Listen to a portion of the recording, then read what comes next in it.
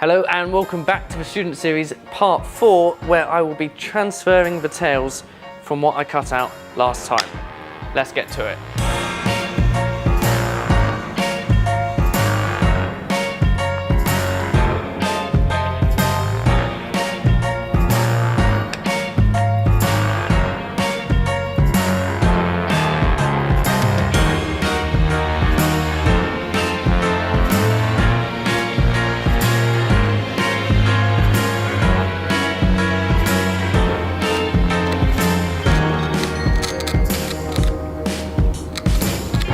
Know what I didn't do?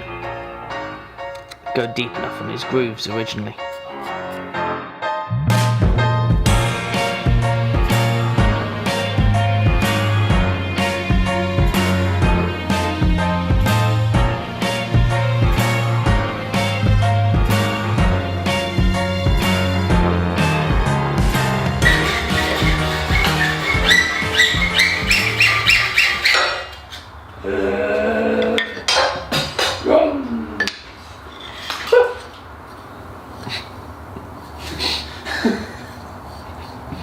Good thing I'm recording. Oh no!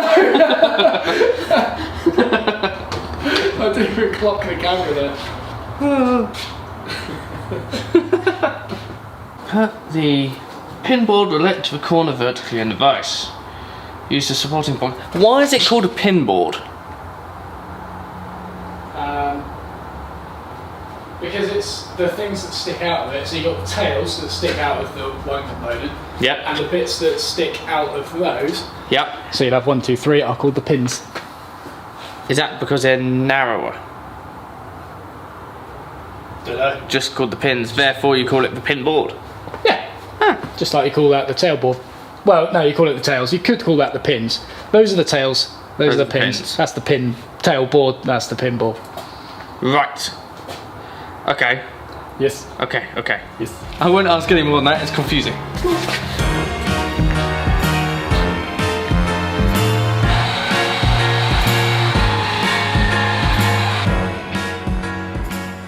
I got a question to ask. Dooby-dooby-doo. What would your question be? So, I'm trying... I thought it'd be cool. It's quite satisfying how it ended up. It's pretty cool, isn't it? Cool then. So, I'm just trying to make sure that rests on there nice and neatly. Yep. Which it seems to, which is cool. Mm-hmm. Then I'm using this Yes. as an edge on this side. Yes. Yeah. My issue is, and the camera can't see it, but never mind, it's like, oh, well, that seems to be straight now. It just seemed to be that every time I was doing this, Yep. like I'd never get it in line, because then once that was in line, the bottom bits seemed like they were suddenly moving out. But then every now and then I get them. Hang on. How high is... Get that a bit higher. Bit higher? Bit higher. Have you got the V-groove on the back? Yeah. Yes. Cool. Yeah, it's not massively deep there. Also, make sure this sits even in the vise, or else that groove doesn't properly lock in. Okay. So that one's going onto there? Yeah. So that No, one's... wait. Make sure it's right. That's one. This is one. Right. That one. There. I hope you get this wrong. No, that's not fair. Right. I'm a born winner. That's fine.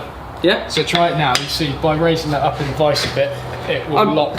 Oh, that's way higher than I thought you could. Yeah. Yeah. I I just thought the higher you went, the less likely it was to lock for some reason. No, higher you go, more likely it is to lock, but you don't want to go too high, or else you start changing the pitch of the dovetails if you're tracing around them.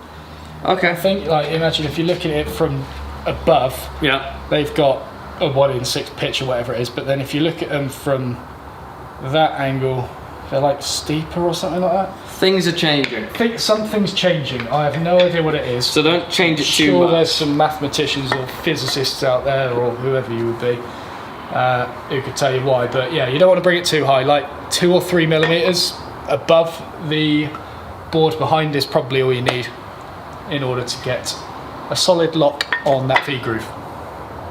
Yeah? I think so, yeah. Yeah, it's just trusting that it's in that line and all that sort of stuff, but okay. Yeah. And don't let it move.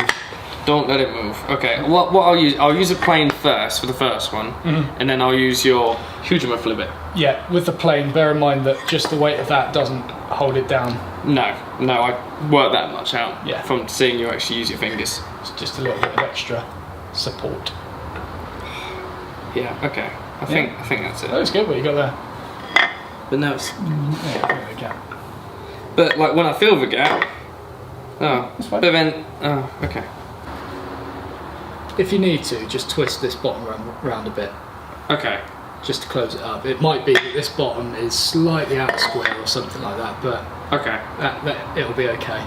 So in reality, well, in an ideal world, it would all perfectly line up. Yeah. However, using this, even if it's slightly skewed, at least you're still getting this flush on the corner. Yeah, you're balancing on such a thin edge there. It's so difficult to get that completely flat. I mean, try and rest that flat on there like that, and you can't do it. Yeah. So yeah, prioritise getting the shoulder lines closed up first. Okay. And then, as long as that is sort of touching both of them, that will be.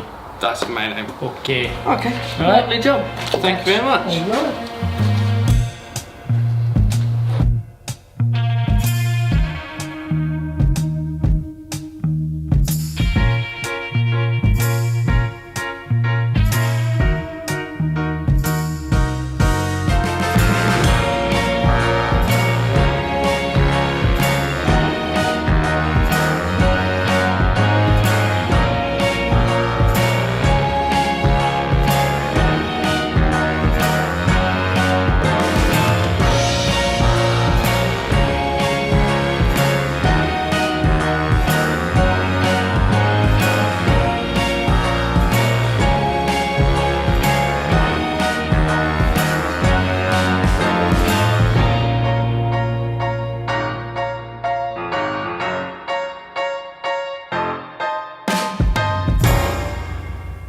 Right, Rob has completed part 4 of the Dovetail Box project, which was transferring the tails. How did you find it?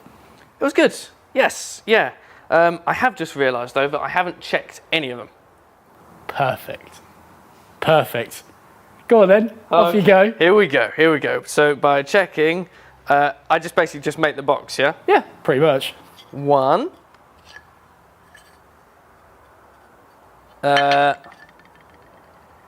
Is that a 1 or a 7? This is why not to use Padook on your first project, ladies and gentlemen. I'm going to get my camera just to get some upwards close shots of this. Yeah? Yeah, might as well, No, I found one. Okay.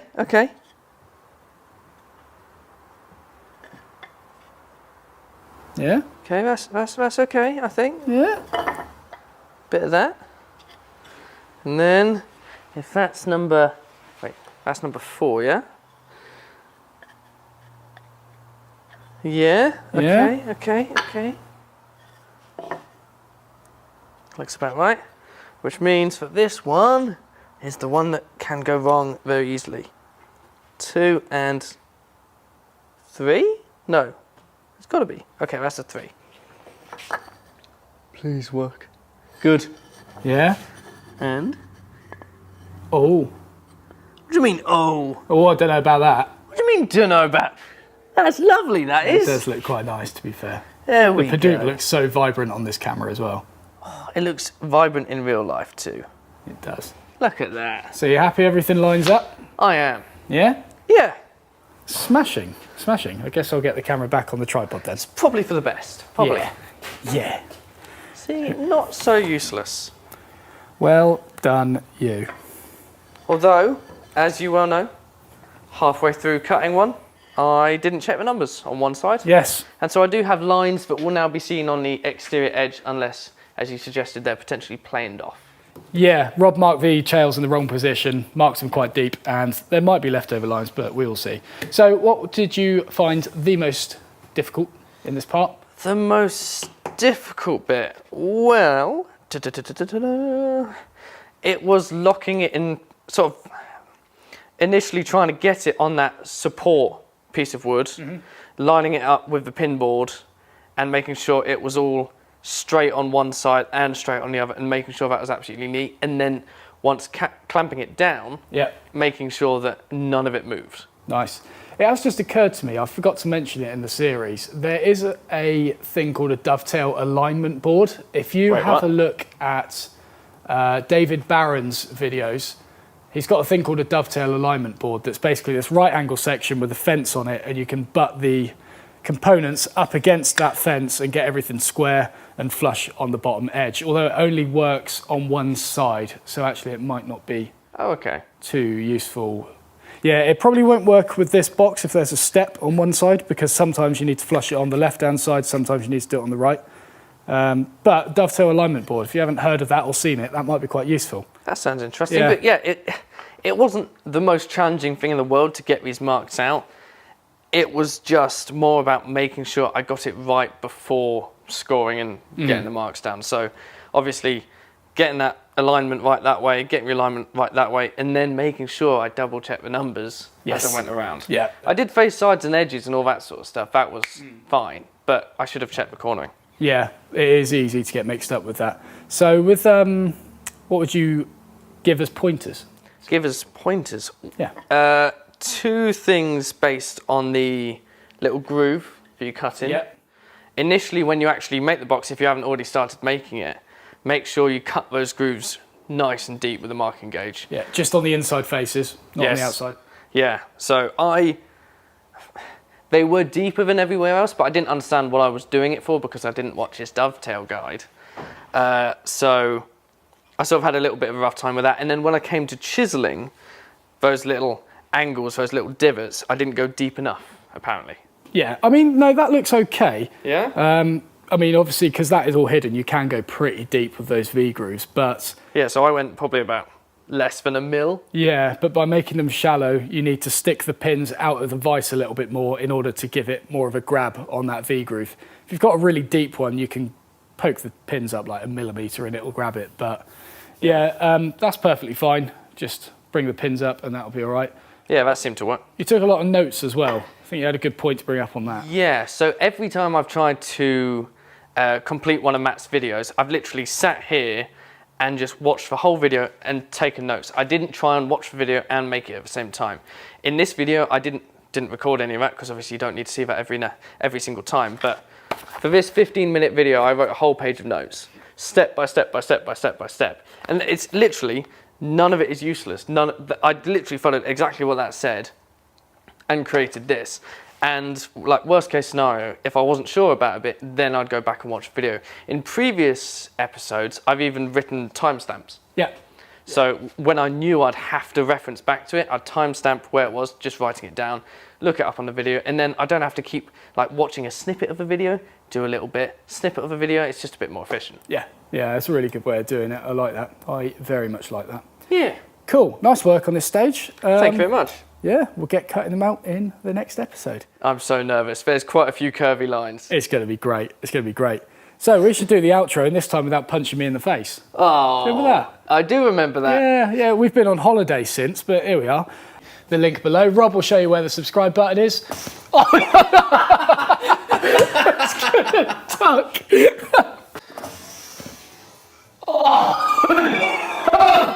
So, if you like the video, don't forget to press the like button. If you want to move on to the next lesson, you can do so by clicking the link below. It's been ages since I've done this. And if you want to subscribe, then click the button there. Whoa.